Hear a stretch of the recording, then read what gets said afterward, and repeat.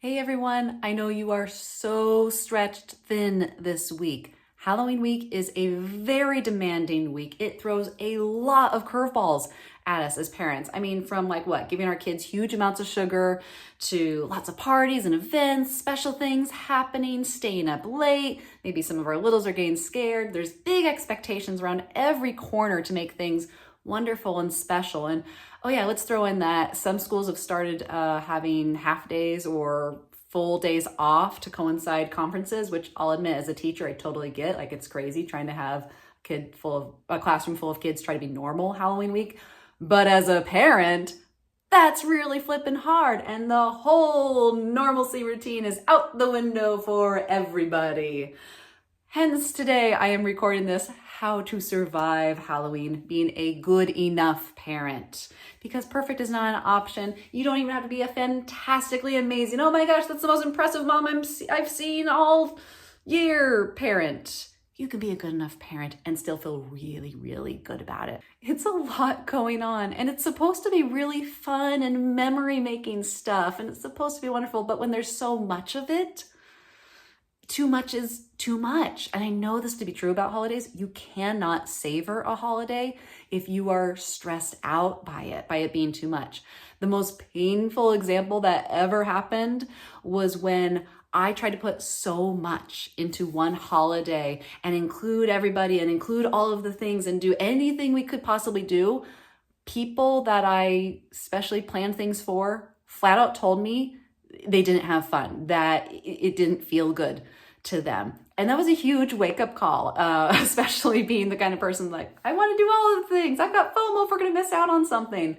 Boy, did that wake me up to, this isn't serving me or the people around me. I'll be honest, I don't really have very good happy memories of that holiday either. I remember being disappointed and discouraged and feeling a little bit resentful of how it all went down. So learn from my mistake. Don't be the mom that years later when your kids are grown up, they tell you, it's like, yeah, mom, all that stuff you did to make it special and fun. Honestly, I really would have rather just been able to have a quiet space. I could enjoy my candy and decompress from that scary monster I saw that, made me scared of the dark for 5 years after that. Sometimes less is actually more. Now, I know I'm chuckling a lot because it's kind of like you have to laugh to keep from crying thing, because it's so true. But I really want you to get serious with me for a second here. And I want you to think realistically, what are some ways that maybe you could do this for yourself? What are some ways you could go from thinking that you have to have the best Halloween possible to maybe this is how we could enjoy our Halloween because it's actually good enough. My mom lovingly teases me about being the cruise director, which is a dead-on label for me when I really get into that mode. I'm being Enneagram 7 who wants to do all the fun things and none of the bad things. And I want to have all the experiences. I'm being a perfectionist about it.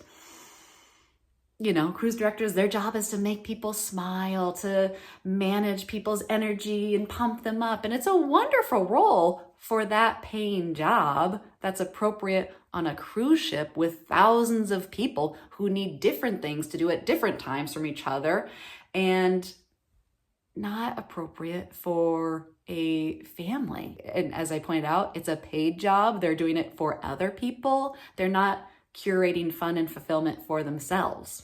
We don't want to be the cruise director because we moms are an equally important family member. And yes, there's a lot of things we're doing for and with our kids because they can't do them for themselves, and that's part of our role, but it doesn't negate our needs and our values and what we bring to the table of, I want this to be important on this holiday too. So how about we shift roles? Let's move from being the cruise director to the ship's anchor. Okay, the cruise director, they're in charge of managing the fun and managing people's expectations and energy level, and it's quite unrealistic. It's impossible and exhausting. When you're the anchor, your job is to steady yourself so that you can steady your kids and your family when the waves of sugar and excitement are getting a little too wavy, a little too rocky. It's more manageable and more fulfilling. Now, shifting your mindset to something like this is only going to work if you take something off of your plate. You have to remove in order to improve. So take a look at your expectations for what you deem to be the perfect Halloween, and what can you take off? You know, is it, if there's cupcakes you were supposed to bring to school, can they be store-bought instead of homemade? Does the porch really have to look Pinterest perfect, or is it look pretty cool with the pumpkins you got that your kid decorated and put out? Does that costume really have to have more and more hours put into it, or does your kid already think it's plenty cool enough by kid standards and you're the only one thinking it's unfinished?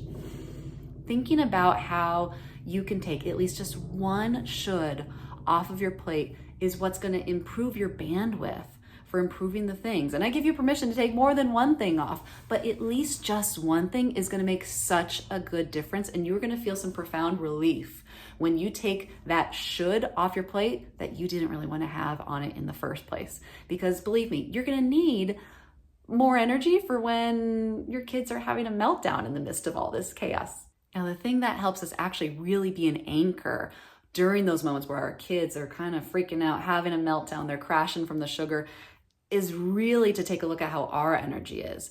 Because this is the difference between responding to our child's hard time with calmness and rationality, or to trying to just get it to stop, to control it, and just asking them to please, for the love of God, just sit down for a moment. That's how we react usually when we're out of balance in our energy, when we're tired, we're stressed out, we're depleted. Maybe we're also a little deregulated because we've been enjoying some special Halloween fall time treats too. I'm looking at you, pumpkin spice latte and fresh pressed cider. You deregulate my system just as much as you deregulate my kids. Not that I give my kid coffee, but you know what I mean. What happens is we end up in a power struggle that's really just a tug of war of energy. The energy's not balanced on either side. And that's hard. So instead of just thinking, how can I support my kid in these hard moments? I want you to think of what can support both you and your kid in these moments. What helps calm and regulate both of you? Is it putting on a song you love so you can have a spontaneous dance party and your kids can get the wiggles out, but you're kind of getting your spirits back because it's a song you love? Is it stepping outside to get fresh air, take a walk, hit the reset button for both of you when that cold autumn air hits your face? Maybe it's asking your partner to go take the kids and initiate bath time so you can put your hands in hot soapy water while you do the dishes, because that actually would be kind of soothing in that quiet kitchen with some warm water while the kids are in another room. There's a lot of different things that calm kids and adults, so don't be afraid to use the same tool and feed two birds with one hand. And the reason this works is because for a few minutes, you're not just managing their behavior, you are getting both your and your kids' needs met at the same time. This is what Felicia and I call double dipping, and we love this so much. Take the dance party idea. You're getting a dopamine hit from that party. The kids are getting their wiggles out, which is something kids need to do, and you both feel good after it. Sometimes the worst power struggles are actually the ones that happen after Halloween, all those fights about the candy, okay? So instead of getting into that tug of war, let's drop the rope before the tug of war even happens. And the best way you can do this is have a simple, collaborative, and pre-communicated plan before the trick-or-treating even happens.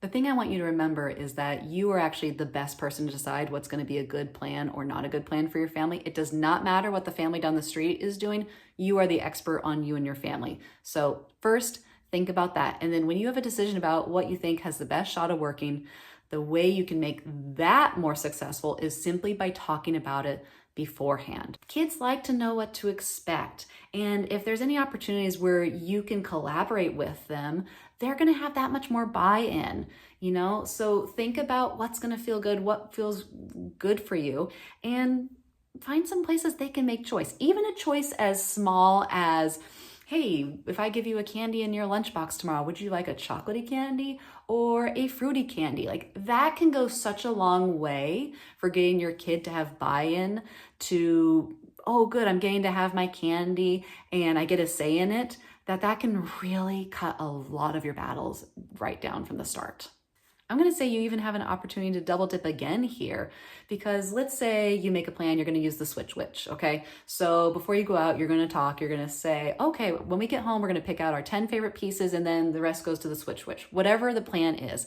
But then when you come home, make that a meaningful moment, put on some candy and have fun sorting through the candy together. And it can become something that's a beautiful ritual or tradition, while still managing the parent task at hand and having to manage the sugar intake and helping manage the holiday. But you can still have some fun, even in those what feel like have to do moments. I know it's a busy week, so do yourself a favor. Think about these things. How can you transition from trying to be a cruise director, managing everybody's fun and energy, to anchoring the boat and anchoring your own energy? How can you find ways that help your kids regulate and feel good and help you feel regulated and good? And where are there some spots where instead of creating power struggles, you can drop the ropes and there's no tug of war whatsoever? All right. When you get a really good idea, please share it in the comments. We want to hear about it. We want to share these good ideas. And please make sure you're subscribing so that you can get more of our empowerment later on this year.